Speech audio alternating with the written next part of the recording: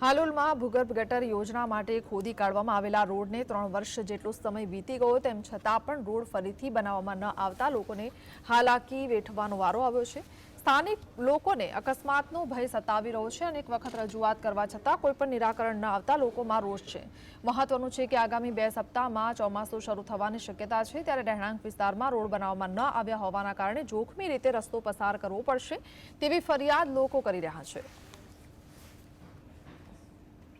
ચોમાસામાં હાલત એટલી ખરાબ થાય છે। નગરપાલિકામાં અમે બી ટેક્સ ભરીએ છીએ, અમે બી નગરપાલિકામાં બરોબર ટાઈમસર ટેક્સ ભરીએ છીએ, છતાં પણ અમારો રોડ એકદમ કાચો છે, છેક મેઇન રોડથી લઈ અને મંગલમૂર્તિ સુધીનો। છતાં આ ગટર લાઈનોનું કામ પતી ગયું છે, છતાં રોડના કોઈ ઠકાણા નથી। અમારે ગાડીઓ લઈને કેવી રીતે જવાનું? ચોમાસામાં પણ બહુ તકલીફ પડે છે અને ગાડીથી અમે સ્લીપ પણ થઈ જઈએ છીએ। તો મંગલમૂર્તિમાં રોડ બનાવવા માટે વિનંતી।